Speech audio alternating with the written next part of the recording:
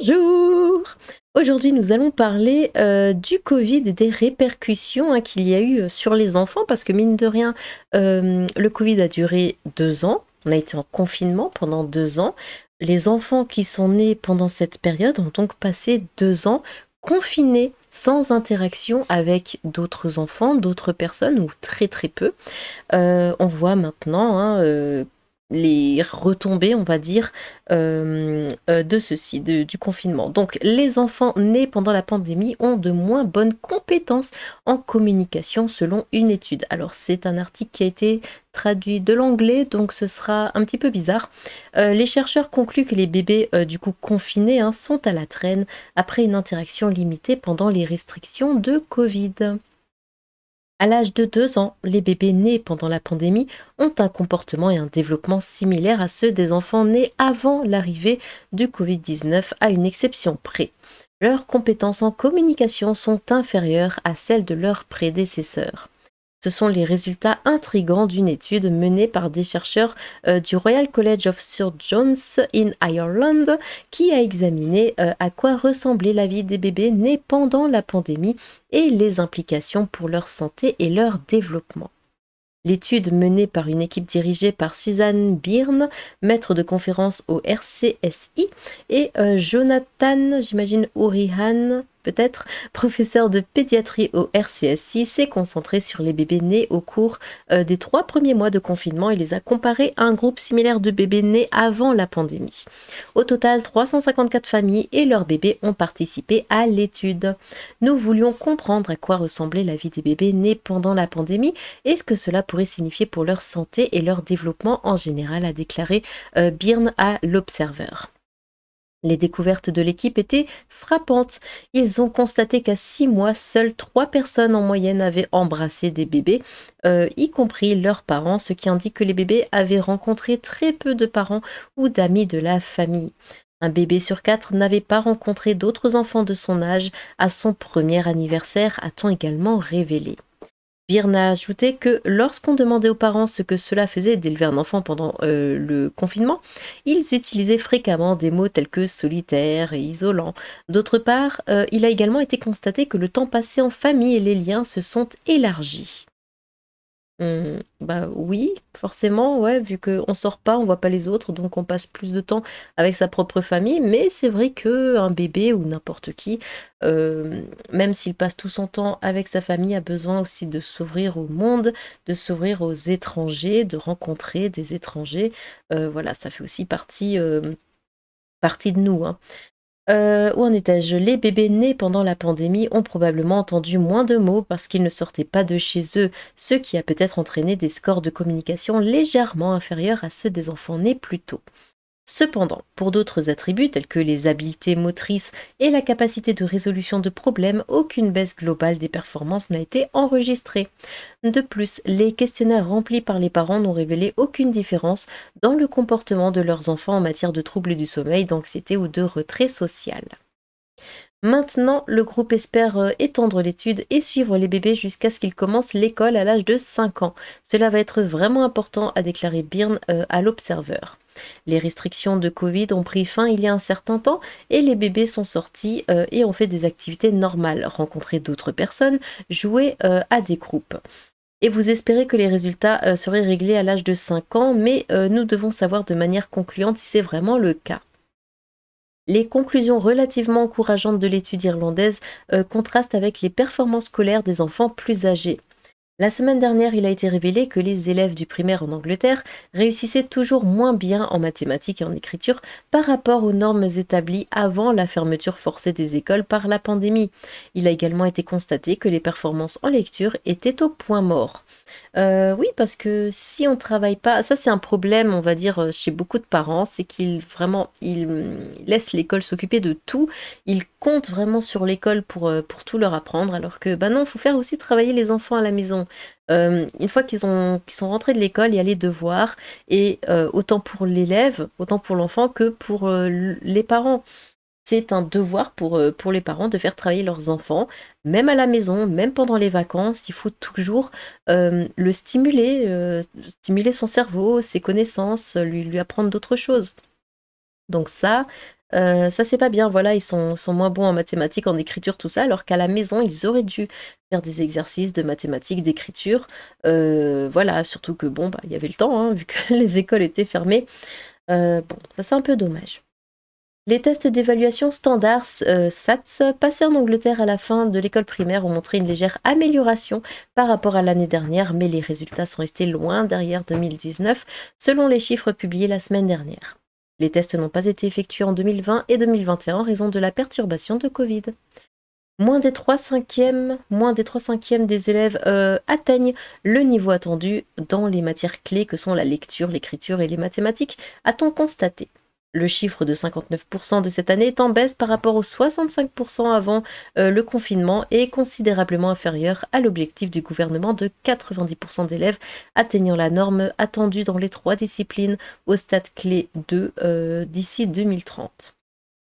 Le docteur Marie Bousted, co-secrétaire générale de l'Éducation nationale, a déclaré: les résultats confirment le constat des enseignants et chercheurs.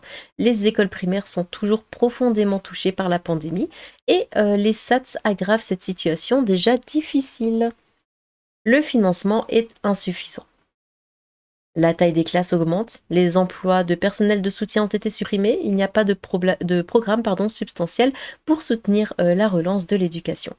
En confinement, ils ne m'ont pas entendu discuter avec d'autres mamans. Alex Thomas, mère de Jacob, 3 ans, et de Maddie, 4 ans, vit à Waltham Forest. Mes 2 enfants ont été orientés vers une orthophonie. Jacob est né en avril 2020, au tout début de la pandémie, alors que ma fille avait 18 mois. Sa crèche a fermé, alors elle a arrêté d'y aller. Pendant pendant le confinement, mes enfants n'ont pas été exposés quotidiennement à des groupes de jeux, à des amis et à la famille qu'ils auraient autrement naturellement eu. Comme tout le monde, nous rencontrions rarement d'autres personnes, elles ne m'entendaient donc pas souvent discuter avec d'autres mamans et leurs enfants, par exemple. Bon, après, il y a toujours le téléphone, hein. J'ai remarqué que le langage de Maddy ne se développait pas. À 2 ans, elle ne disait toujours rien. Alors j'ai demandé à mon infirmier de l'orienter vers un orthophoniste. Les séances se sont déroulées sur Zoom et le thérapeute n'interagit qu'avec moi, pas avec ma fille. Je ne crois pas qu'ils l'ont aidé le moins du monde. Le chat, je ne sais pas si vous entendez, il a une copine à la maison en ce moment et du coup ça joue un petit peu. Même en septembre 2022, alors qu'elle avait presque 4 ans, elle ne parlait pas vraiment. Depuis lors, nous payons 80 livres de l'heure pour une orthophonie privée. Jacob est également sur une liste d'attente pour l'orthophonie depuis février.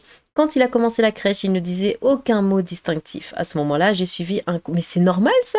Enfin, quand même. Est-ce que vraiment c'est juste le confinement qui fait ça? Parce que il y a quand même la télé, je veux dire qu'il entend quand même des gens parler. On lui met la télé, on lui met des vidéos sur internet, puis les parents parlent aussi, enfin ils sont pas restés muets quand même. Et je trouve ça un peu bizarre. Enfin bon. À ce moment-là, j'ai suivi un cours de 8 semaines appelé Tots Talking, organisé par l'association caritative Speech and Language UK, qui était vraiment bien. Ils m'ont expliqué comment je pouvais améliorer ma communication avec mes enfants, par exemple en racontant ce que nous faisions et en voyant quand nous étions seuls ensemble. J'ai appris que je devais être vraiment présent, non sans deck, regarder ce qu'ils regardaient et en parler. Mais c'est dingue, enfin, il y en a qui se comportent avec le... Vous savez, moi, le chat, je lui parle tout le temps, hein. Je crois même qu'il comprend bien plus de choses que certains êtres humains. Jacob a 3 ans maintenant et il est toujours derrière ses pères.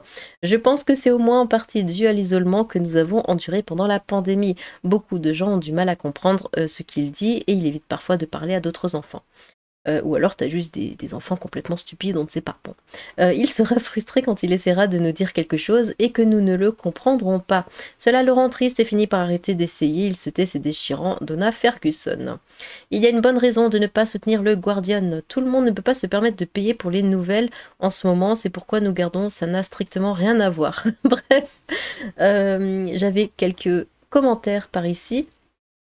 Ça se rajoute au coût financier démesuré, au coût humain dramatique de toutes ces politiques sanitaires complètement exagérées et injustifiées.